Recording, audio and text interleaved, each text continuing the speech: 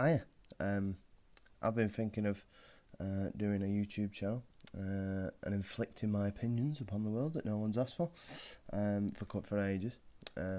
Never had time to do it though, but now with all this lockdown shite, nothing but time. So that's allowed me to prepare this for you. So sorry about that already.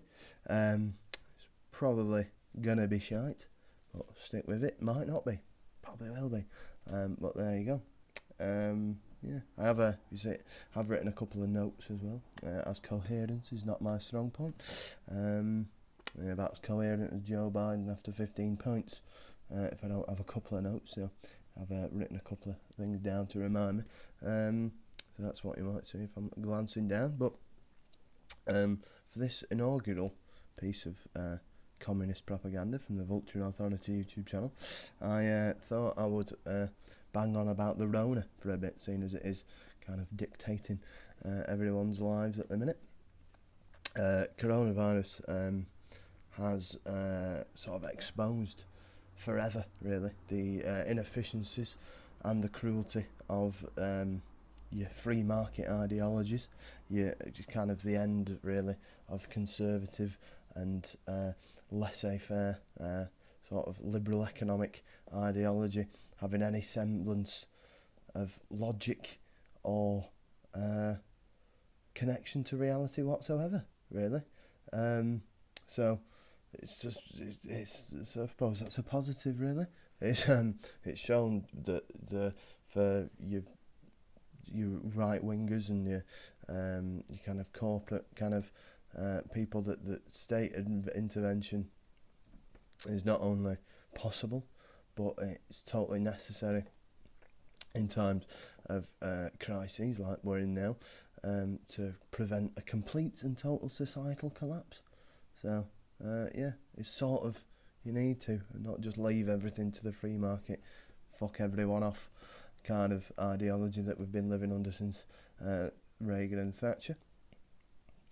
The kind of all the bullshit that they usually trot out all the time when it comes to any kind of policy that would help working people, anything that would benefit normal people and not just massive corporations and the already incredibly wealthy. How are you going to pay for it bullshit that they trot out. I hope now that you've seen unprecedented state intervention all over the world, that argument is dead, and they'll try not to use it anymore. But I won't put it past them, because they are massive fucking hypocrites, and as I said, have no connection to reality whatsoever. So still possible that it'll get used, but it's hoping it's dead, like their ideology. But there we go.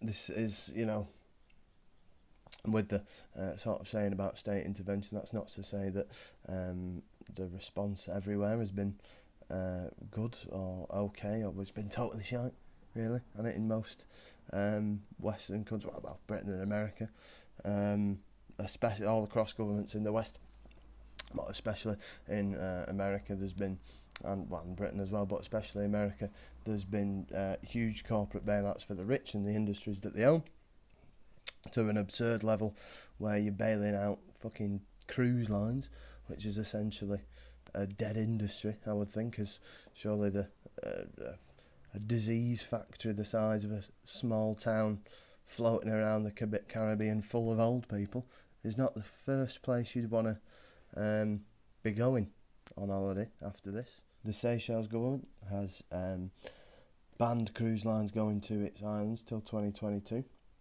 further showing that this coronavirus is going to be a nail in the coffin for the cruise line industry, but they get bailed out nonetheless.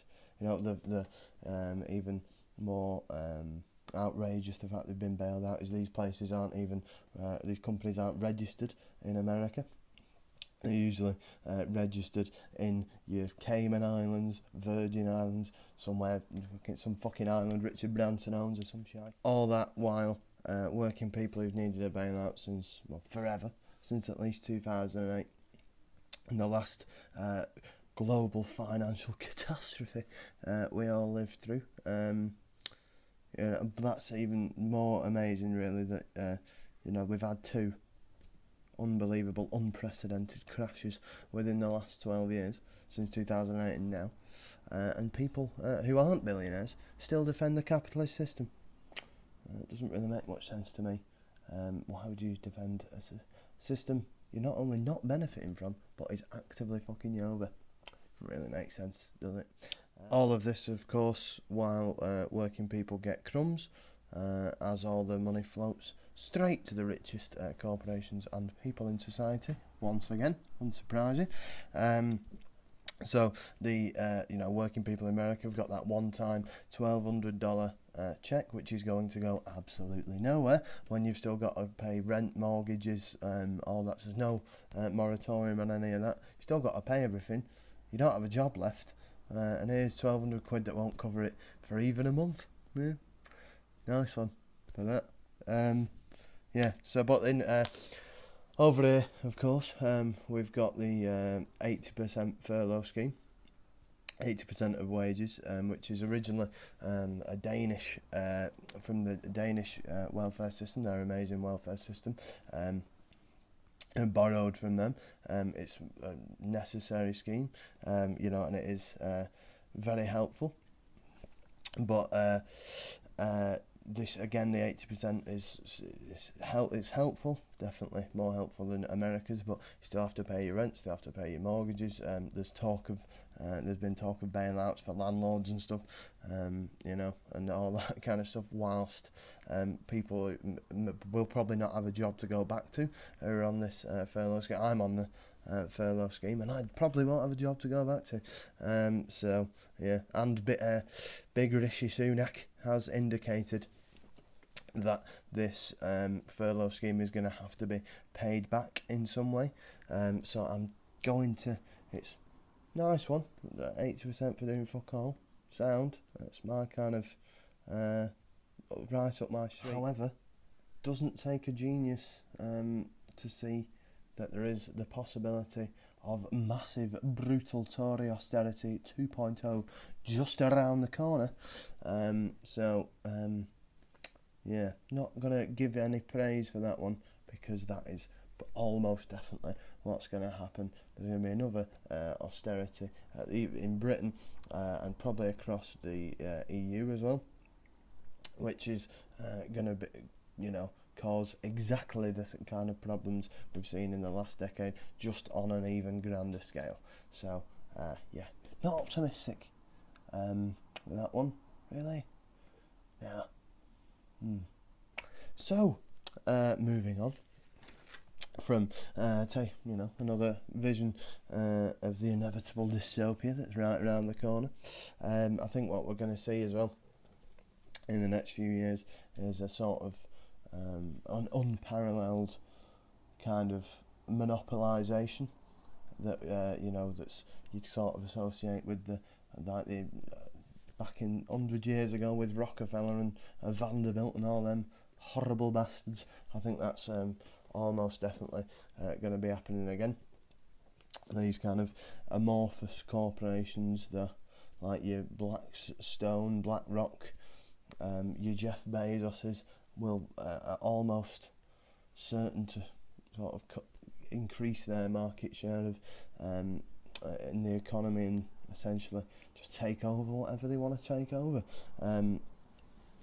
A lot of the small businesses kind of stuff, like your retail sector, restaurants and stuff like that. A lot of those will probably never be able to open again. There's a lot of businesses in the West only carry 2 to 3 weeks sort of cash reserves. That's obviously long gone now, probably. It's often trotted out that these small businesses are the backbone of the economy, and its owners are usually the biggest defenders of capital and the system in general. But with these changes that coronavirus is going to make to the economy, permanent changes in people's behaviour as well, these businesses will simply not be able to operate in the way that they did once, like your retail businesses, which obviously a lot of jobs, it was already going towards online stuff. Well, I think this is just going to accelerate that process by a decade or so, and a lot of the shops will just, other than your supermarkets and stuff like that, local things will probably never open again. This is exactly as my old mate Karl Marx predicted would happen to the petty bourgeoisie, or the small business owners. Their precarious situation. They didn't think it was a precarious situation. They thought they were above you and me, the average. They thought they were superior to the workers, as they know, the fated small business owner. But as Marx predicted, these people are soon going to be driven down to the level of ordinary workers by the system that they once so ardently defended. I think in all likelihood we're headed for some pretty dark times ahead, as R.J.B. Bosworth suggests in his work on Mussolini and fascist Italy. It's these dispossessed owners who become the mainstay of fascism, and its driving force as a response to their inevitable loss of social, political and economic power as the capitalist system decays around. And as Wilhelm Reich illustrates in The Mass Psychology of Fascism, that the principal support for Nazism and fascism in general in Germany came from the hotbeds of reaction that are the middle classes and the petty bourgeoisie. Now, that's not to say, of course, that all small business owners are fascists, but I have worked for several small business owning cunts who are tyrants and definite fascists. So there you go.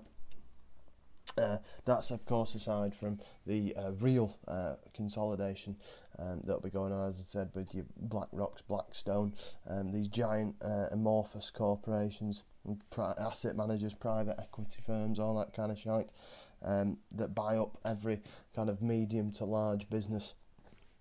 And I don't think we're too far away from a situation where people like Jeff Bezos and a handful of people are own literally everything. The 1% owns like 45% of the world's wealth already, but it's before, I think after this, it's going to accelerate the consolidation of wealth and power. And I think your free market, if you're into that, it's on its arse, lads. No, there's no such thing as a free market. So there you go. Hate to break it to you, but there you go. So just to illustrate that final point, if I can work out basic technology, might be a picture here from CNN or one of these American kind of corporate news networks. So on the picture, it's like the Dow's best week since 1938. Whilst and the next thing, 16 million Americans have lost their jobs in 3 weeks. So I think that illustrates beyond any reasonable doubt that the economy doesn't work for normal people. Stock market exists to profit from human misery.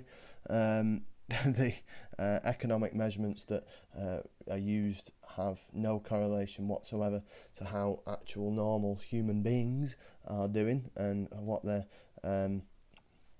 going through economically.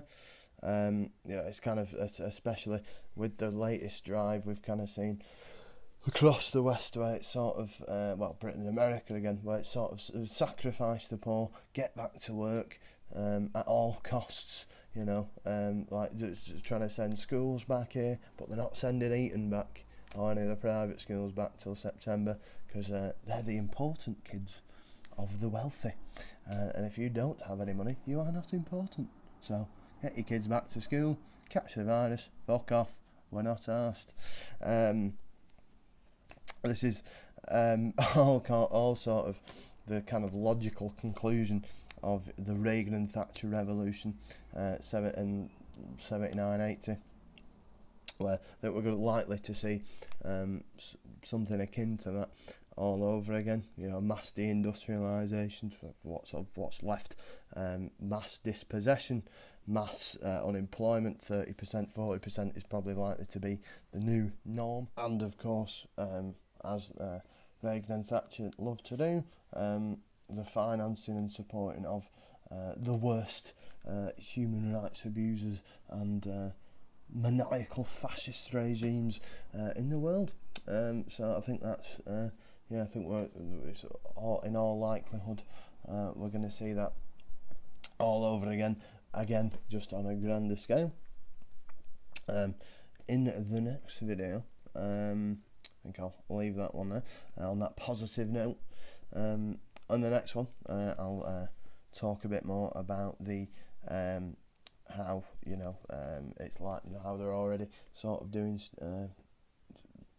very dodgy things to global south countries, what they're doing to Argentina specifically, and I'll witter on about that in a minute. Nice one, lads, for watching. To the 2 people who've made it through to the end, nice one. Hope this has been as thoroughly exciting as it has been for me. Catch you in the next one. Nice one.